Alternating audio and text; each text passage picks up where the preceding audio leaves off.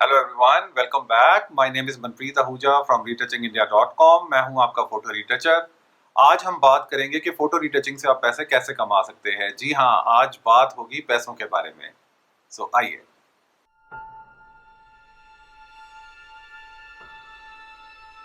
Guys, हमें दो तरीके के फ़ोटोग्राफ़र्स मिलते हैं। एक फ़ोटोग्राफ़र होता है जो मोबाइल से इमेजेस कैप्चर कर रहा होता है और एक फ़ोटोग्राफ़र होता है जो डीएसएलआर कैमरा से शूट कर रहा होता है।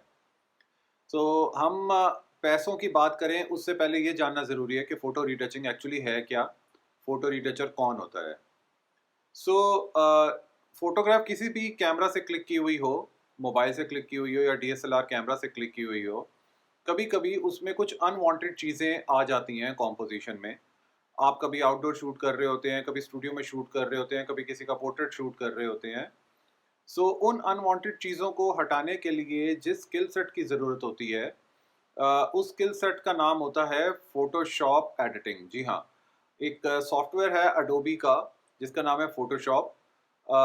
जो भी फ़ोटोशॉप को अच्छे से चलाना जानता होगा वो फ़ोटोशॉप एक्सपर्ट होगा।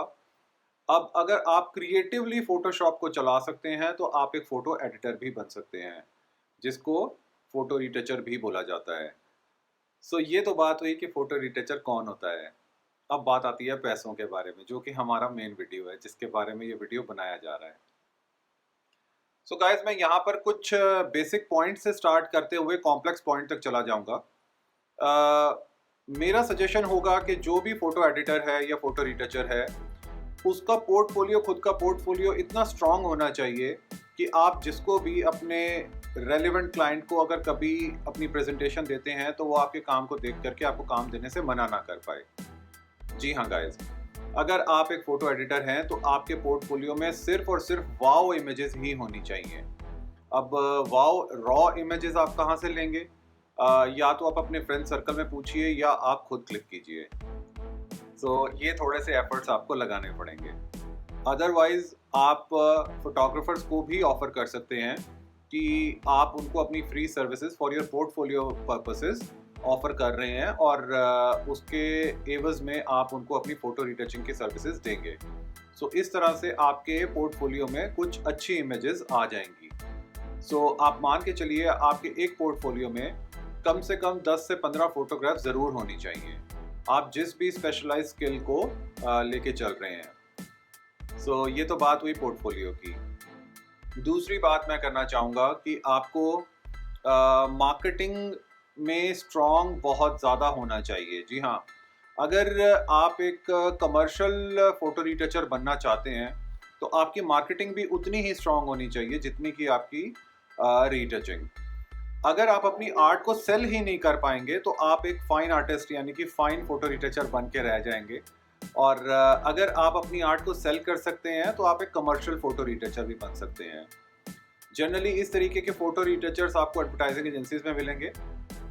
फ़ोटोग्राफ़र ने इमेजेस क्लिक की हुई होती हैं और कमर्शियल फ़ोटो रिटचर्स उन इमेजेस को एडिट करके एक सर्टेन लेवल तक ले आते हैं कि उनकी इमेजेस की एक कमर्शियल वैल्यू क्रिएट होती है और मार्केट में जब वही इमेजेस पोस्टर के रूप में, डैंगलर्स के रूप में, स्टैंडीज़ के रूप में जब आते हैं छप के, प्रिंट होकर के, तो आम कंज्यूमर उन्हीं फ़ोटोग्राफ्स को देख करके प्रोडक्ट को बाय करने के लिए इंस्पायर हो पाता है।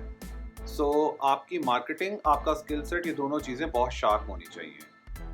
तीसरा पॉइंट मेरी तरफ से होता है कि आपकी कम्युनिकेशन स्किल भी उतनी ही शार्प और प्रॉम्प्ट होनी चाहिए। लेट्स अज्यूम कि आप एक फ़ोटो एडिटर हैं और आप किसी बड़ी एडवर्टाइजिंग एजेंसी के लिए काम कर रहे हैं या किसी फ़ोटोग्राफ़र के लिए काम कर रहे हैं। मैं आपको यहाँ पर थोड़ी-सी एक फ़ीडबैक देना चाहूँगा कि फ़ोटोग्राफ़र्स, एडवर्टाइजिंग एजेंसीज़ डेडलाइन्स के साथ काम कर रही होती हैं। ऐसा नहीं हो सकता कि आज आपने एक काम करना शुरू किया और 8 घंटे के बाद में आप कहेंगे कि नहीं, मेरा 8 घंटे पूरे हो गए और मैं अब सोने चलता हूँ या चिल मारता हूँ। ऐसा नहीं हो सकता गाइज़।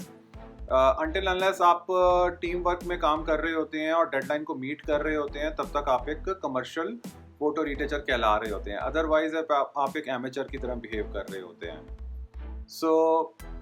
मेरा कहना ये है कि आपकी कम्युनिकेशन स्किल्स, यानी कि अगर आपके पास कोई क्वेरी आ रही है या आपको लग रहा है कि आपके प्रोजेक्ट में किसी तरीके की कोई गड़बड़ है या आपको लग रहा है कि आपको कम्युनिकेट करने की ज़रूरत है अपने क्लाइंट को कि मेरे प्रोजेक्ट में थोड़ा सा ये डिले हो रहा है या इमेज में टाइम लग रहा है, तो आपकी कम्युनिकेशन इतनी शार्प, इतनी प्रॉम्प्ट होनी चाहिए कि आपके क्लाइंट के पास में उतना टाइम हो कि वो सब चीज़ों को अपने एंड पर भी मैनेज कर पाए।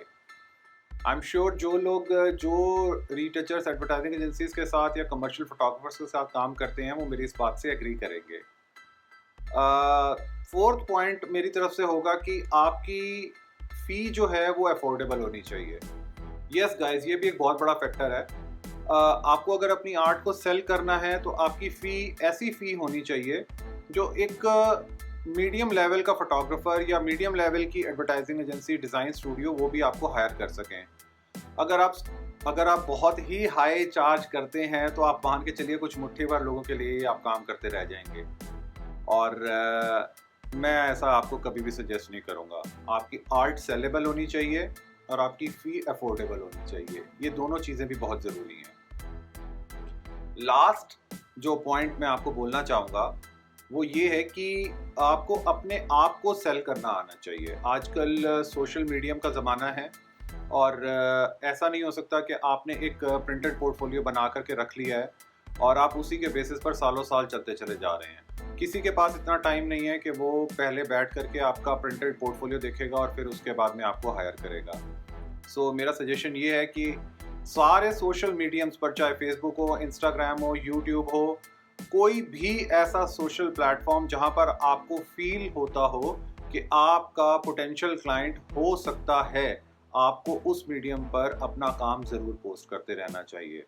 जितना रेगुलरली आप अपना काम पोस्ट करेंगे आप उतने ज़्यादा विजिबल रहेंगे, आपके पोर्टफोलियो सामने आते रहेंगे, आपकी स्किल सेट क्लाइंट्स को नज़र आती रहेगी और वो अपडेट होते रहेंगे कि आप लेटेस्ट क्या कर रहे हैं। सो गाइज, ये थे मेरे 5 टिप्स अच्छे पैसे कमाने के लिए। आप अगर इन 5 फैक्टर्स को अपने वर्क फ्लो में इनकॉर्पोरेट करते हैं तो आप काफ़ी फ़र्क देखेंगे अपने काम करने के तरीके में भी और पैसों को कमाने के तरीके में भी।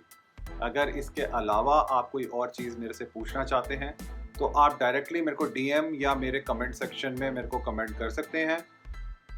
सो ये था आज का मेरा video about money making. So I am sure आप इस वीडियो को पसंद करेंगे। अगर आपको ये वीडियो अच्छा लगा हो तो आप इस वीडियो को लाइक कीजिए। अगर आप इस चैनल पर नए आए हैं तो आप ज़रूर मेरे चैनल को सब्सक्राइब कीजिए। So keep retouching guys, until next time, bye bye, signing of.